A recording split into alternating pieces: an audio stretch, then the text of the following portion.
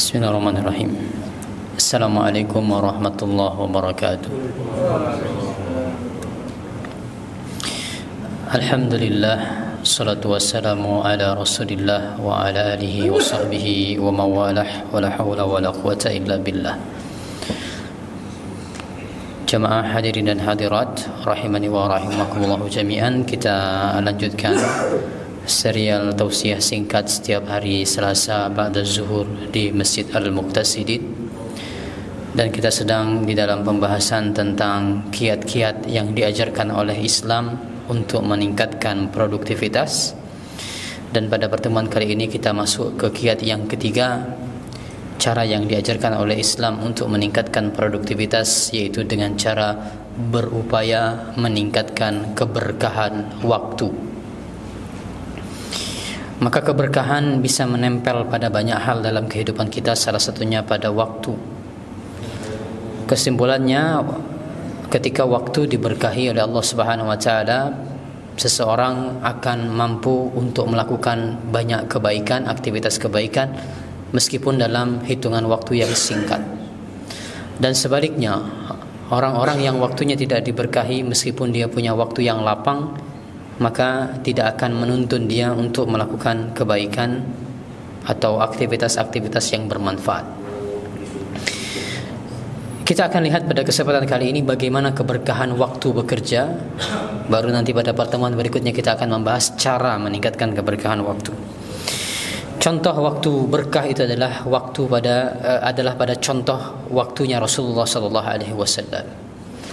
Terdapat sebuah hadis sahih yang diriwayatkan oleh Imam Muslim. Sahabat Jabir bin Abdullah mendeskripsikan secara detail urutan yang dikerjakan oleh Rasulullah SAW pada hari-hari haji, pada haji wada. Maka akan saya bawakan urutan aktivitas Rasulullah pada tanggal 10 Zulhijjah pada haji wada. Saya mohon perhatian Bapak Ibu sekalian, yang ini akan memberikan kepada kita pelajaran yang sangat berharga. Kata Jabir bin Abdullah, pada tanggal 10 Zulhijjah Nabi SAW memulai aktivitas beliau menjelang waktu duha. Jadi ini starting pointnya. Menjelang waktu duha, Nabi berangkat dari kemah beliau menuju tempat lempar jumrah. Ini kejadiannya di Mina. Setelah sampai di tempat lempar jumrah, Nabi kemudian melaksanakan lempar jumrah, melempar batu kerikil sebanyak 7 kali. Setelah melempar jumrah, Nabi diriwayatkan menuju tempat penyembelihan hewan. Di sana Nabi SAW menyembelih unta sebanyak 63 unta dengan tangan beliau sendiri. Bapak-bapak yang pernah terlibat dalam kepanitiaan Idul Kurban bisa punya bayangan menyembelih sapi itu dibutuhkan waktu berapa. Ini yang disembelih adalah unta dan jumlahnya 63. Lalu Nabi menyerahkan penyembelihan kepada Ali bin Abi Thalib sehingga genap yang disembelih 100 unta. Setelah unta tersebut disembelih, Nabi memerintahkan semuanya dipotong-potong dagingnya, diambil sebagiannya lalu dimasak. Dimasak sup oleh para sahabat ketika itu. Setelah dipotong dengan perapian seadanya ketika itu tentunya, lalu ditunggu matang oleh Nabi. Nabi kemudian memakan dagingnya dan meminum kuahnya. Setelah itu Nabi kemudian melakukan tahallul, yaitu mencukur rambut beliau. Setelah itu Nabi juga diriwayatkan membuka Q&A session, membuka sesi tanya jawab, di mana banyak kaum muslimin ketika itu mendatangi Nabi untuk bertanya tentang manasik haji mereka. Setelah itu barulah Nabi bertolak menuju Mekah. Ini kejadiannya semuanya di Mina. Bapak-bapak yang pernah umrah dan haji tahu jarak antara Mina dan Mekah. Nabi bertolak dengan onta beliau dari Mina menuju Mekah. Setelah sampai Mekah, Nabi langsung mencari Ka'bah dan melakukan tawaf ifadah.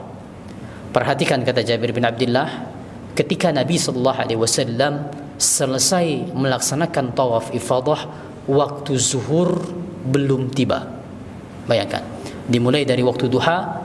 Begitu banyaknya aktivitas yang dilakukan oleh Rasulullah. Yang paling memakan waktu tadi adalah menyembelih 63 unta, lalu memasaknya, memakannya, menjawab pertanyaan kaum muslimin yang banyak ketika itu, menuju Mekah.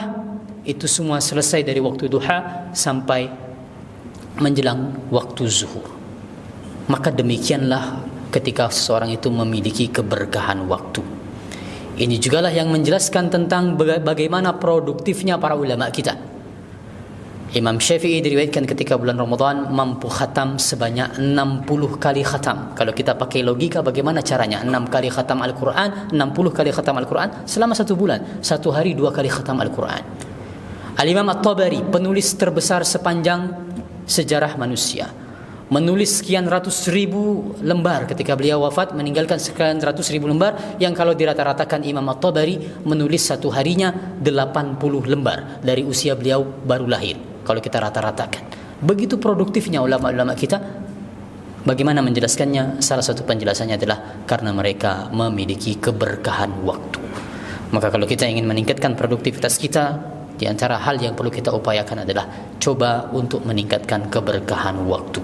Bagaimana caranya? InsyaAllah akan kita bahas pada pertemuan berikutnya. Demikian yang singkat ini, mudah-mudahan ada manfaatnya. Wallahu a'lam, sallallahu ala nabiyyina Muhammad wa ala alihi wa sahbihi wasallam. Assalamualaikum warahmatullahi wabarakatuh.